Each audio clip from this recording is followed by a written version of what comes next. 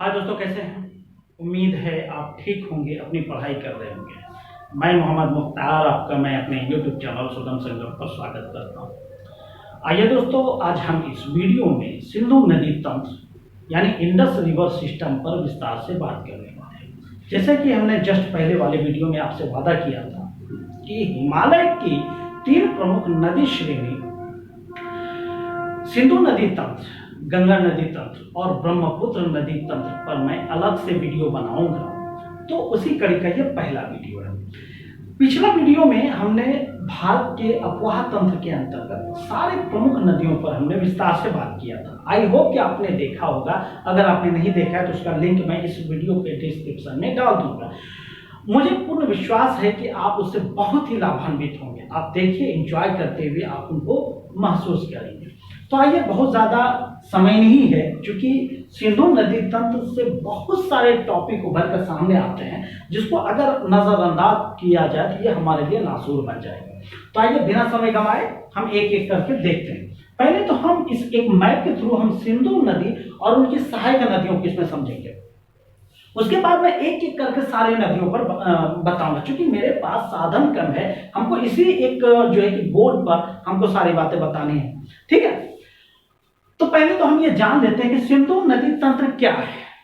ठीक है, तो इसका सिंपल सा जवाब है कि सिंधु नदी और उनकी सहायक नदियों के द्वारा निर्मित नदी तंत्र को सिंधु नदी तंत्र कहा जाता है।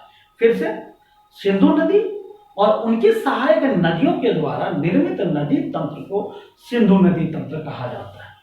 यह अगर क्लियर हो गया तो अब चूंकि इसे कंबाइंड प्रश्न यह पूछा जाता है कि सिंधु नदी और उनकी सहायक नदियों के द्वारा जो क्षेत्रफल का निर्माण किया जाता है, जो क्षेत्रफल उनके द्वारा बनाया जाता है, या जिस एरिया में इनका विस्तार है, उनका क्षेत्रफल कितना है, तो यह भी हमको जान लेना है। क्षेत्रफल मैं इधर किनारे लिख रहा हूं। क्षेत्रफल देखिए दोस्तों, सिंधु नदी तंत्र का क्षेत्रफल, उसका क्षेत्रफल है 11,65,000 वर्ग किलोमीटर।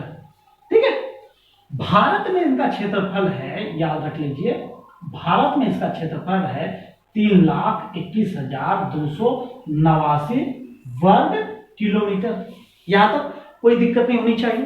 फिर से, सिंधु नदी तंत्र का संपूर्ण क्षेत्रफल 11,65,000 वर्ग किलोमीटर है। वहीं भारत में इनका क्षेत्रफल जो है वह है 3,21,289 वर्ग किलोमीटर। इनको एक दो बार जब आप रिपीट करेंगे तो आराम से याद हो जाएगा।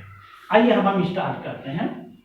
पहले तो हम एक मैप के थ्रू हम सारे जो है कि इनका जो भी सहायक नदी है या प्रमुख नदी उनको देख लेते हैं, फिर एक एक करके हम समझने का प्रयास करेंगे।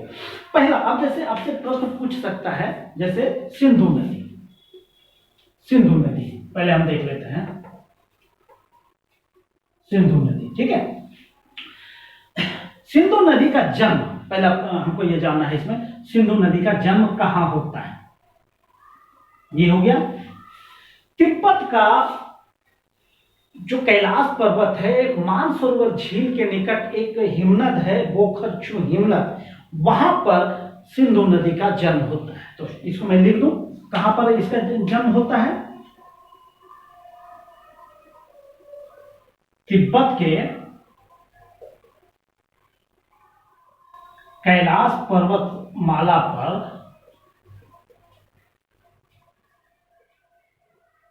मानसरोवर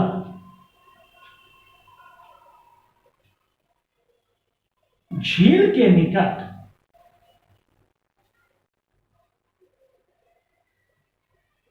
बोखरचू हिमनद के पास से सिंधु नदी का जन्म होता है। अब देख रहे हैं कई नाम आ जा रहा है, तो ऑप्शन में, क्योंकि अब वो समय चला गया कि आप शॉर्टकट रास्ता से निकल जाए। अगर आप तिब्बत याद रखेंगे तो पता चलेगा मानसरोवर झील दे देगा, अगर मानसरोवर झील नहीं दिया तो आपको बोखरचू हिमनद दे देगा। सब सही है अपनी जगह, बड़े हम छोटे क्यों आ रहा है। तिब्बत पूरा एक देश लेवल पे मानिए, तिब्बत भी एक जो है कि देश है या फिर चाइना का एक हिस्सा है। तिब्बत का एक कैलाश पर्वत श्रेणी है, बहुत सारी पर्वत श्रेणियां होंगी, उनमें कैलाश पर्वत श्रेणी है। एक कैलाश पर्वत श्रेणी में एक झील है, उसका नाम है मानसरोवर झील। और मानसरोवर झील के निकट एक हिमनद है जहां से इसका जन्म होता है। उस हिमनद का नाम है बोखरचू हिमनद। अब आगे बढ़िए, इसमें और भी हमको जानकारी बढ़ा लेनी है। इस बोखरचू हिमनद को तिब्बत में सिंगी खम्बान कहा जाता है। इस बोखरचू हिमनद को तिब्बत में क्या कहा जाता है? सिंगी खम्बान, या फिर इसको शेर मुख कहा जाता है। अब देखिए, इसको एक लाइन में समझने का प्रयास कीजिए। सिंधु नदी का उद्गम कहां होता है? तो सिंधु नदी का उद्गम तिब्बत के कैलाश पर्वत श्रेणी पर मानसरोवर झील के निकट बोखरचू हिमनद के पास इनका जन्म होता है। बोखरचू हिमनद को तिब्बत में सिंगी खम्बान या शेर मुख के नाम से जाना जाता है। यहां तक कोई दिक्कत नहीं होनी चाहिए। यहां से निकलने के बाद यह जो है कि उत्तर पश्चिम की ओर बहते हुए वो भारत में प्रवेश करती है, और भारत के बाद वो पाकिस्तान में प्रवेश करती है, और पाकिस्तान में जाकर कराची के पूर्व में अरब सागर में अपना इतिश्री कर लेती है, अपना जल उसमें डाल देती है, अपना जीवन समाप्त कर लेती है। यहां तक कोई दिक्कत नहीं, क्योंकि जगह कम है, इसलिए जितना इसमें पॉसिबल है उतना हम समझाने का प्रयास करेंगे। अब और क्या हो गया? सिंधु नदी की टोटल लंबाई कितनी है ये भी जान लेते हैं। तो सिंधु नदी की टोटल लंबाई अगर पूछा जाए, यहां पे लिख देते हैं लंबाई। इसकी टोटल लंबाई है दोस्तों 2880 किलोमीटर। ये टोटल लंबाई यहां से तिब्बत से चला और कराची के पूरब में जो ये अरब सागर में मिला है, यहां तक की लंबाई हो जाती है 2880 किलोमीटर। तो प्रश्न ये भी पूछ सकता है कि भारत में इसकी लंबाई कितनी है? तो भारत में इसकी लंबाई है 1114 किलोमीटर। और भारत में, चूंकि सिंधु नदी को ही अभी ध्यान में रखना है, भारत में या किस राज्य या केंद्र शासित प्रदेश से होकर ये चलती है, तो जान लीजिए यह एरिया भारत का एरिया है। ठीक है, भारत के लद्दाख केंद्र शासित प्रदेश है, लद्दाख में बहती है। और लद्दाख में एक जिला है लेह जिला। लेह जिला से लद्दाख में लेह जिला एकमात्र जिला है लेह, जिसमें सिंधु नदी प्रवाहित होती है। तो इनडायरेक्टली आपसे प्रश्न अगर पूछ ले कि भारत में सिंधु नदी की लंबाई कितनी है, तो 1114 किलोमीटर। अगर यह ना पूछ दे कि लेह में इसकी लंबाई कितनी है, तो जवाब क्या होगा? 1114 किलोमीटर। और जान लीजिए, जब आपने लद्दाख समझ लिया है, तो लद्दाख जो पर्वत श्रेणी भी है, लद्दाख पर्वत श्रेणी से ही होकर ये जो है सिंधु नदी प्रवाहित होती है। ये हमने जान लिया। ये हो गया भारत। ठीक है, ये हो गया भारत। अब ये आगे हम बढ़ते हैं। भारत की ओर से ही नीचे से जब ये आगे बढ़ती है, तो नीचे से एक नदी उसमें आकर मिलती है। ये जान लीजिए, यहां से जास्कर नदी, इसके बारे में हम आगे बात कर लेंगे। अभी सिर्फ मैप को समझने का प्रयास करते हैं। आई होप आपको ये समझ में आ गया होगा। इसको अब हम डिलीट करने वाले हैं। ठीक है, जास्कर नदी इसमें आकर मिलती है, इसमें आगे हम बात कर लेंगे। दूसरा क्या है, इधर से एक श्योक नदी आकर मिल लेती है। मैप को तो ध्यान से देख लीजिएगा। ठीक है, श्योक नदी आकर मिल जाती है। जब ये भारत में प्रवेश करती है, तो जो लद्दाख से होकर प्रवाहित होती है। लद्दाख में ही जो है कि वो इधर से आकर मिलती है गिलगित नदी, इसमें आकर मिलती है। गिलगित के निकट ही यह महाखंड का निर्माण करती है। सिंधु नदी बड़े गड्ढे का निर्माण करती है। जैसा कि आप जानते हैं कि हिमालय की जो प्रमुख नदी तंत्र है, उसकी जो भी नदियां हैं, वो किसी न किसी एक बड़े गड्ढे से होकर बहती है। तो सिंधु नदी के बारे में भी पूछा जाए, ये बड़े गड्ढे का निर्माण करती है। और किस जगह करती है, तो इसका जवाब क्या होगा? गिलगित के निकट। ठीक है, गिलगित के निकट यह एक बड़े गड्ढे का निर्माण करती है, उसमें आकर एक नदी भी मिलती है गिलगित के बाद वो भारत से पाकिस्तान में प्रवेश करने लगती है। तो पाकिस्तान से यहां भी जान लीजिए कि चिल्लड़ के निकट, कहां पर?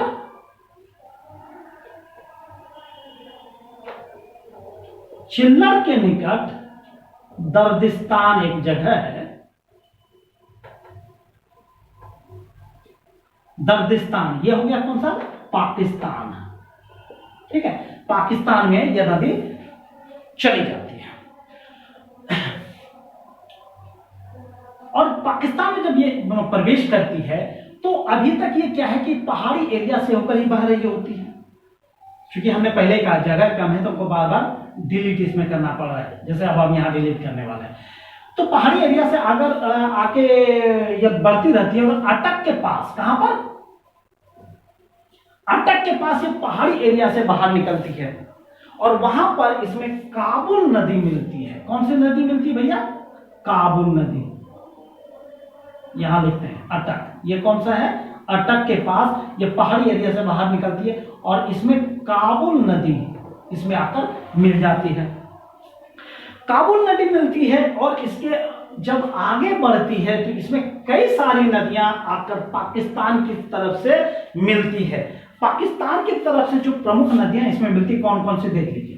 काबुल है, काबुल के बाद कुर्रम, तोची,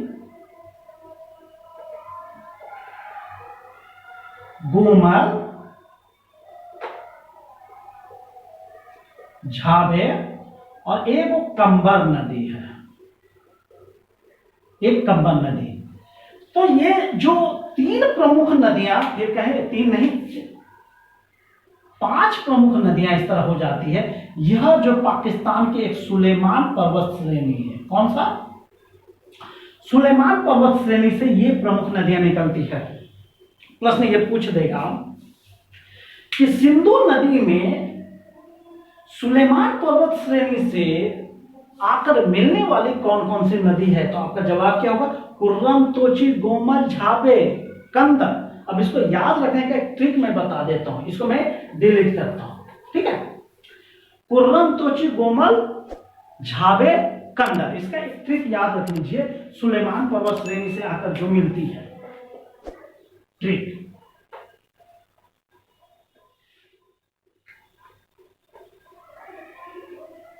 कुर्रम तो गोमल, झाबे का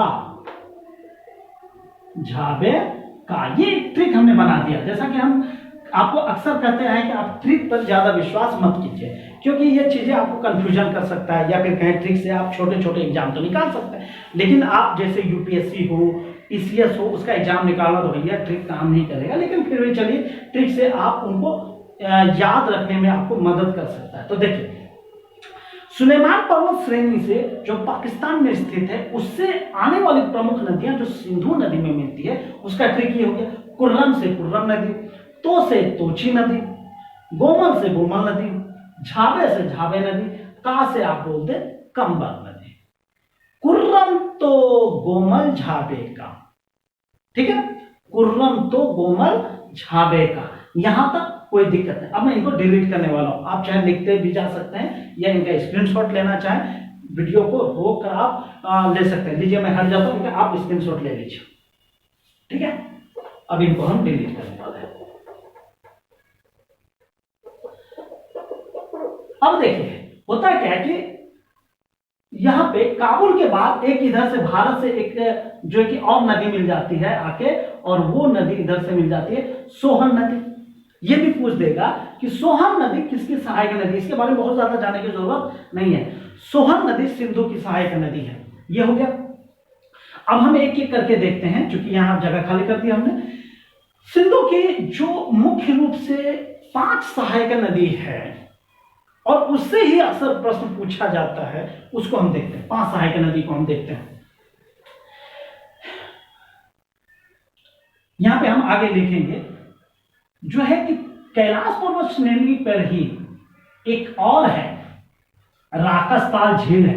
राकसताल झील से एक नदी निकलती है, उसका नाम है सतलज नदी। कौन सा, सतलज नदी। सतलज नदी भारत में प्रवेश करने से पहले 400 किलोमीटर वो पाकिस्तान में, सॉरी तिब्बत में ये बहती है, और तिब्बत में वो सिंधु नदी के समानांतर बहती है। उसके बाद सतलज नदी जो है, यहां हो गया राकस ताल झील। सतलज नदी जो जब भारत में प्रवेश करती है तो शिव किला दर्रा है, एक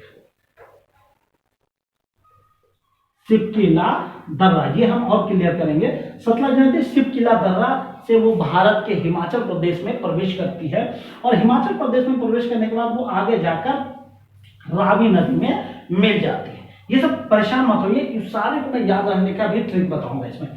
सतलज नदी आगे जाकर रावी नदी में मिल जाती है। अब यहां से हम क्लियर करते हैं।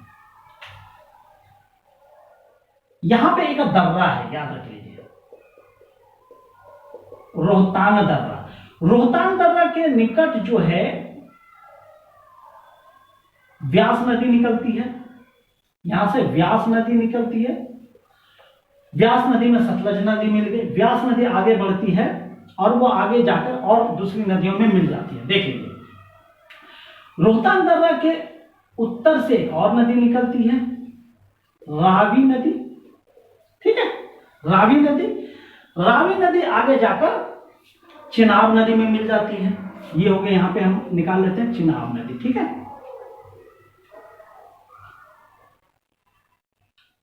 यहां पे हो गया चिनाब नदी। चिनाब नदी दो प्रमुख सरिताओं से मिलकर बना है, चंद्रा और भागा। चंद्रा और भागा के मिलने से यह नदी बनी है, इसलिए इसको कई बार जो है चंद्रभागा के नाम से भी जाना जाता है। चिनाब नदी की जो लंबाई है वह है, दोस्तों याद रख लीजिए, 1180 किलोमीटर है। यह भारत की बात हो रही है, भारत में इसकी लंबाई 1180 किलोमीटर है। और सिंधु की सबसे लंबी सहायक नदी जो है वह चेनाब नदी है। चेनाब नदी में नीचे से तो रावी नदी मिल गई, उत्तर से आकर मिल जाती है झेलम नदी। ठीक है, झेलम नदी का उद्गम जो है यहाँ पे बेरेनाग झील है, बेरेनाग झील है, वहां से झेलम नदी का उद्गम होता है। अब देख लीजिए, पांचों नदी जिस जगह मिलती है उस जगह को पंचनद कहा जाता है। क्योंकि जगह कम, इसलिए हमको क्लियर हो रहा है। सिंधु नदी की 5 सहायक नदियां जिस जगह पर एक होती है, मिलती है, उसको क्या कहा गया है? पंचनद। पंचनद क्यों कहा गया है? जो 5 प्रमुख सहायक नदियां वो जहां पर आकर मिलती है उसको पंचनद कहा जाता है। ये पंचनद जहां पर जो है कि पंचनद आगे बढ़कर जिस जगह पर सिंधु नदी से मिलती है उसको कहा जाता है मिठन कोट। ठीक है, मिठन कोट कहा जाता है। हम चाहेंगे कि आप इसका स्क्रीनशॉट लेना चाहें दे सकते हैं, लिखना चाहें लिख सकते हैं, फिर हम इन नदियों पर एक एक करके आगे हम बात करेंगे। आइए दोस्तों, बिना समय गंवाए हम एक एक करके देखते हैं। अभी हमने क्या देखा? सिंधु की जो प्रमुख सहायक नदियां हैं जो कि उत्तर से या फिर पाकिस्तान से आकर मिलती है, उसके बारे में जितना जानना था वो हमने बता दिया। हमने इन 5 नदियों को जो कि हमने मैप से अभी हमने समझा है उनको माइंड में रखना है। अब हम एक एक करके इनको देखने का प्रयास करेंगे, इससे कौन कौन से टॉपिक उभरकर सामने आते हैं। पहला, तो कई बार होता क्या है कि इन नदियों का पुराना नाम या वैदिक काल का नाम या फिर ऐतिहासिक नाम पूछ देता है। ठीक है, तो सतलज नदी का ऐतिहासिक नाम क्या है ये जान लीजिए। सतलज नदी को सतुद्री नदी कहा जाता है। व्यास नदी को क्या कहा जाता है? विपाशा। ठीक है, सतुद्री, सतलज, विपाशा, व्यास। और रावी नदी को क्या कहा जाता है? रावी को कहा जाता है परुष्णी। चेनाब को अस्किनी कहा जाता है और झेलम को वितस्ता नदी कहा जाता है। यहां तक कोई दिक्कत नहीं। इन 5 नदियों का दूसरा नाम अगर पूछ दे, उपनाम पूछ दे, तो क्या होगा? सतलज को सतुद्री, व्यास को विपाशा, रावी को परुष्णी, चेनाब को अस्किनी, झेलम को वितस्ता नदी के नाम से जाना जाता है। और क्या हमको ये जानना है? अब देखिए एक एक करके हम देखते हैं कि सतलज नदी का, अभी जैसे हमने देखा कि सतलज नदी का उद्गम कहां से होता है, तो कहां से होता है दोस्तों?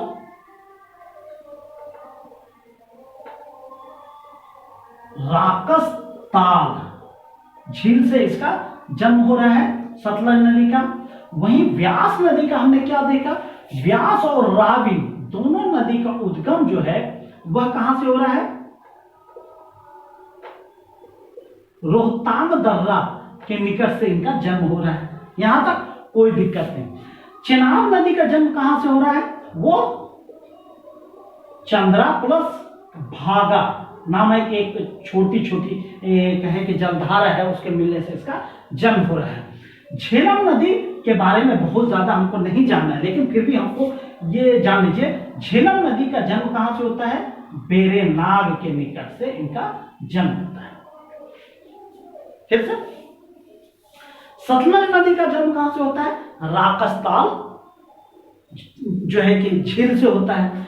व्यास नदी का जन्म रोहतांग दर्रा से, रावी नदी का जन्म रोहतांग दर्रा से, चेनाब नदी का जन्म चंद्रा और भागा नामक जो एक दो छोटी नदियां हैं उनके मिलने से होता है। झेलम नदी का जन्म बेरेनाग के निकट से होता है।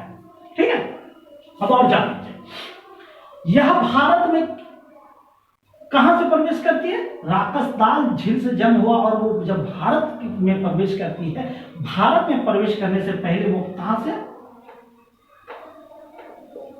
सिपकीला दर्रा, इससे होकर वो भारत में प्रवेश करती है। और इससे पहले जो हमको ये जानना है 400 किलोमीटर वो जो है कि सिंधु नदी के समानांतर बहती है। तो पूछ देगा सतलज नदी सिंधु नदी के समानांतर कितना बहती है, तो वह है 400 किलोमीटर। और भी सतलज नदी आगे जाकर किसमें मिल जा रही है, व्यास नदी में। ठीक है, अब देखिए याद रखना बिल्कुल इजी है, सतलज व्यास में मिल गए, व्यास नदी किसमें मिलेगा। अब आप देख रहे हैं दोनों भाई तो जुड़वा हो गया, जुड़वा भाई किसमें मिलेगा, तो जुड़वा भाई को छोड़िए, ये व्यास नदी चला जाता है किसमें, चेनाब नदी में। ठीक है, और रावी नदी भी चेनाब नदी में, और झेलम किसमें आ गया, चेनाब नदी में।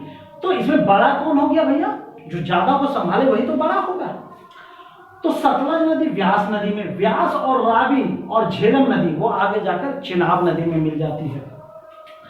तो इसके बारे में जो हमको ये जानना है कि चेनाब नदी की भारत में लंबाई कितनी है, भारत में लंबाई है 1180 किलोमीटर, इसकी भारत में लंबाई है, ये जानना है। ठीक है, भारत में 1180 किलोमीटर इसकी लंबाई है, और वह सिंधु की सबसे लंबी सहायक नदी, सबसे लंबी सहायक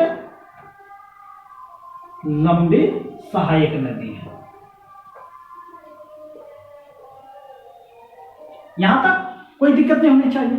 अब अगर आपसे पूछ दे कि पांचों नदियां जहां पे मिलती है उसको किस नाम से जाना जाता है या सम्मिलित नाम क्या है, तो आपका जवाब क्या होगा कि पांचों नदियों का सम्मिलित नाम पंचनद है।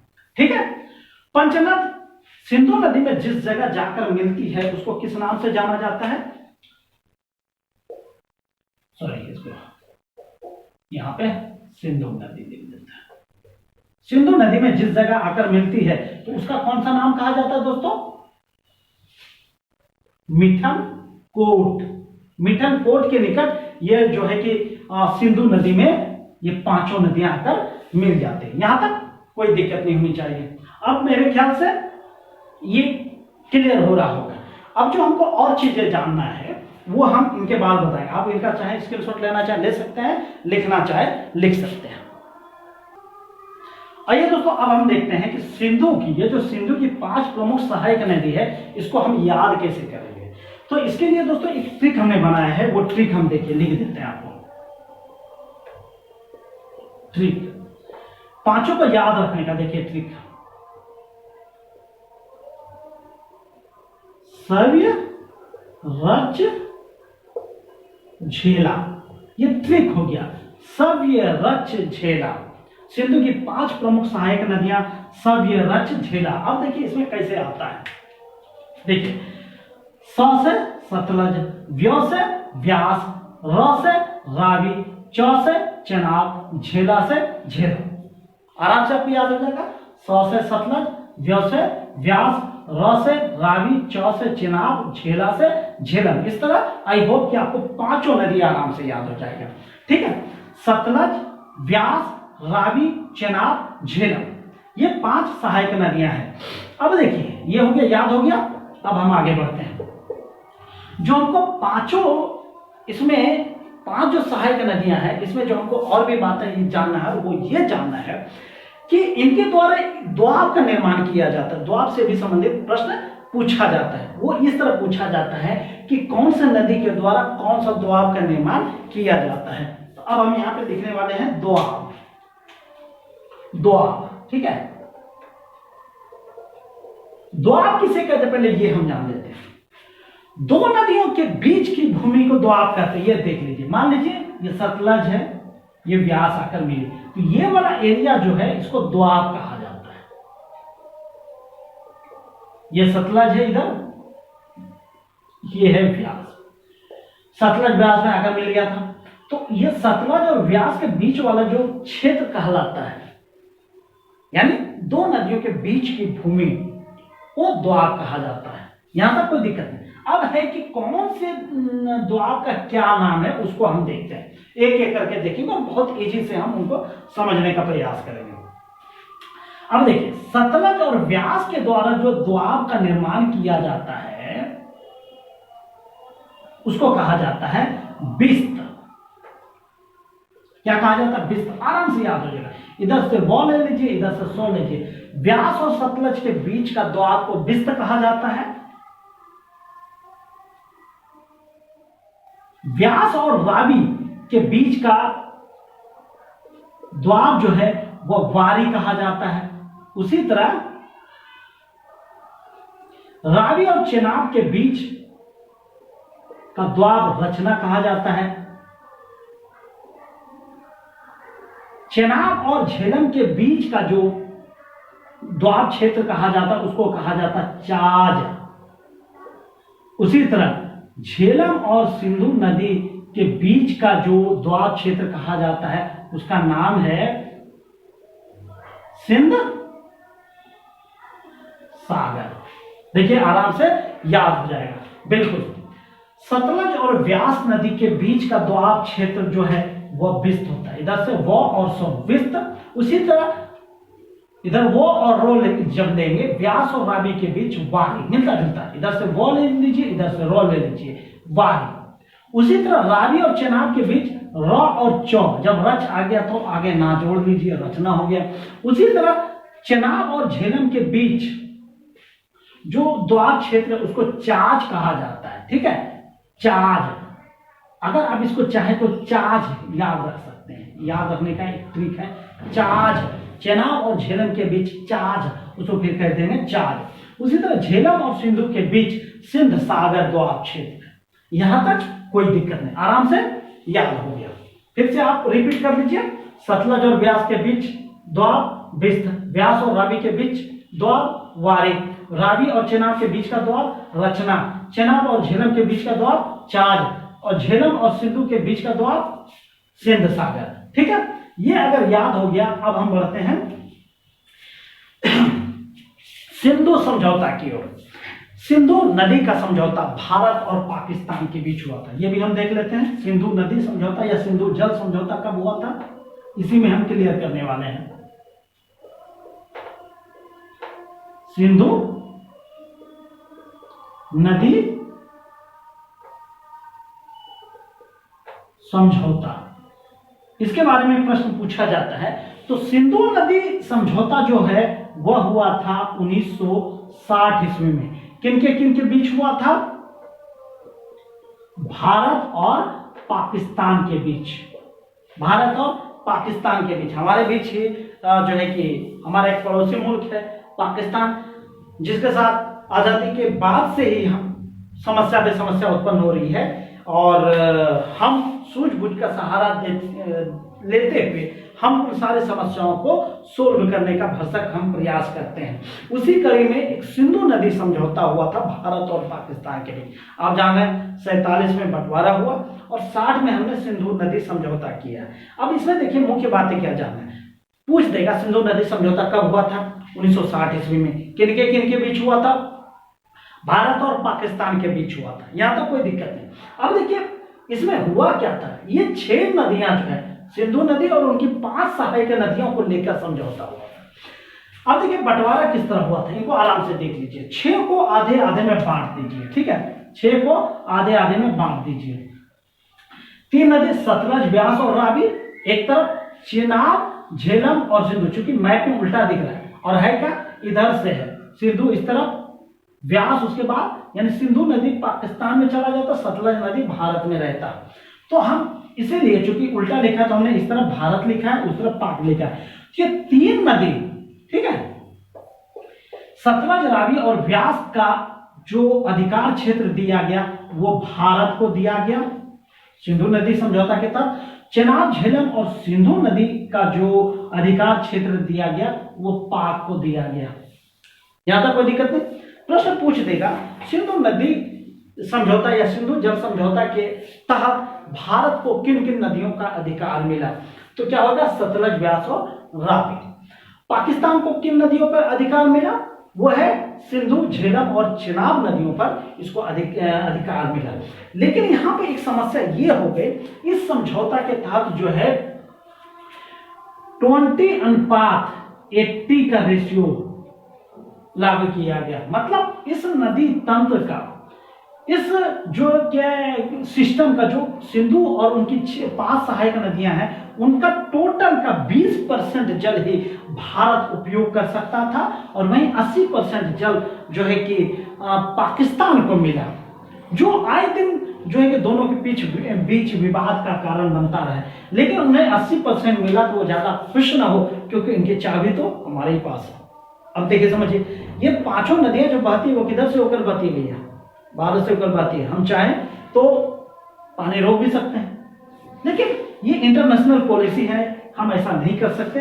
हम बातचीत से कोई भी चीज सुलझाते हैं। अब और देख लीजिए, क्लियर हो गया।